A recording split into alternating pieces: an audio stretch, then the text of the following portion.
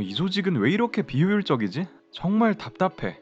학교나 회사, 군대 등 큰 조직을 경험해 보신 분들이라면 누구나 한 번쯤 이런 불만을 가지셨을 것입니다. 규정과 원리 원칙만 따지고 자신이나 소속 부서 성과만 중시하고 문서 작성하고 승인받으면서 시간도 한참 걸리고 오래전부터 수많은 조직들이 이런 문제점을 안고 운영되어 왔죠.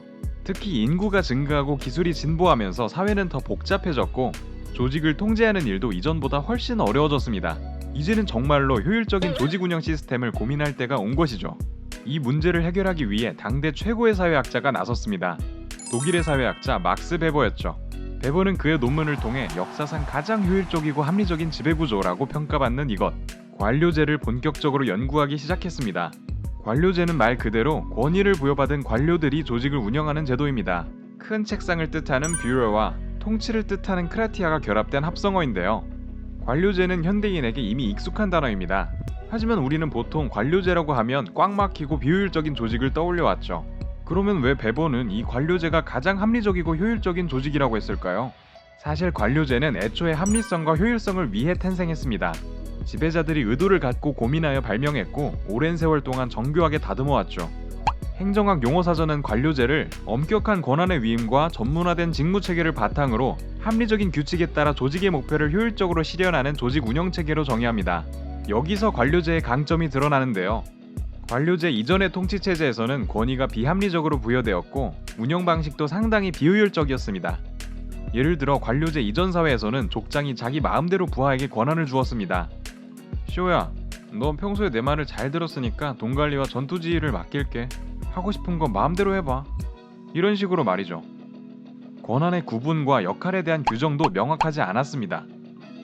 심지어 재정일치 사회에서는 족장이 곧 사제이기도 했습니다. 낮에는 마음대로 정치를 하고 밤에는 날씨를 통해 예언을 하면서 비합리적인 계획과 운영이 비일비재하게 나타났죠. 리더의 권위와 계급은 당연스럽게 자녀들에게 상속되었습니다. 별다른 근거 없이 무한한 권한과 통제력이 주어지곤 했죠. 하지만 현대적인 관료제에서는 어떨까요? 사람이 많아지고 사회가 복잡해지면서 이런 주먹구구식은 더 이상 통하지 않습니다. 관료제 조직에서는 크게 두 가지 특징이 강조되는데요. 첫째로 각자의 역할과 권한은 문서로 명확히 구분되어 그 범위를 넘을 수 없으며 그렇기에 각 개인들은 더 세분화되고 전문화된 직무를 수행할 수 있습니다. 이를테면 조직 내에서 한 사람이 여러 분야를 넘나들며 결정을 내리는 것이 아니라 법이나 인사, 재무 등 자신만의 분야에서 전문성을 갖추게 되었죠. 역할과 권한이 명확히 구분된 덕분에 관료들은 더 효율적으로 일할 수 있게 되었습니다. 조직 입장에서도 개인이 정해진 범위 내에서만 활동하게 되어 위험성이 낮아지고 한 구성원이 나가도 사람을 새로 뽑아서 그 일을 하도록 대체할 수 있으니 안정적인 운영이 가능했죠. 두 번째로 관료제는 위계서열화된 수직적인 구조를 갖추고 있습니다. 상위 관리자와 하위 관리자 그리고 하위 실무자가 수직적으로 얽혀있죠.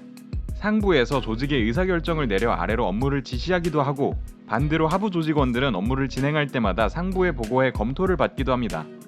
수직적인 구조 안에서 개인은 단지 조직의 의사결정에 따르며 다른 조직원들로부터 승인을 받아 계획적으로 업무를 진행합니다. 따라서 개인의 업무가 조직의 운영 방향에서 크게 벗어나는 일이 많지 않죠. 이렇게 위계서열은 큰 조직이 더 안정적으로 유지되도록 기여해왔습니다. 이러한 관료제의 효율성과 안정성은 법적 합리적 권위 덕분에 가능했습니다. 사람이 아닌 문서화된 규정과 합리적으로 부여된 권한에 대한 믿음이 있었기에 조직원들이 각자 역할에 충실하면서도 조직의 결정을 따를 수 있었죠. 즉 시스템의 권위를 인정하고 받아들일 때 관료제라는 체제가 존재할 수 있는 것입니다. 이 때문에 베버는 관료제에서 법적 합리적 권위의 중요성을 강조했죠. 하지만 관료제가 언제나 유용한 것은 아닙니다. 우리는 관료제의 수많은 약점들을 접하면서 살아왔죠. 강점이었던 관료제의 특징은 약점으로 작용하기도 하는데요. 몇 가지 대표적인 현상과 함께 알아보겠습니다. 첫째로 문서화된 규정과 전문화된 직무 수행은 오히려 비효율성을 초래하기도 합니다. 예를 들어 레드테이프라는 현상이 있습니다. 16세기 스페인에서 중요한 행정 서류를 특별히 붉은 끈으로 묶어놓았던 관습에서 유래했는데요. 문서화된 규정을 따르는 데 시간과 자원을 지나치게 낭비하는 것을 의미합니다. 또한 때로는 전문화된 직무 수행이 훈련된 무능을 키우기도 합니다. 담당 분야가 아닌 타 분야에는 무지하여 조직 관점에서 유익하게 사고하지 못하는 경우를 의미하죠.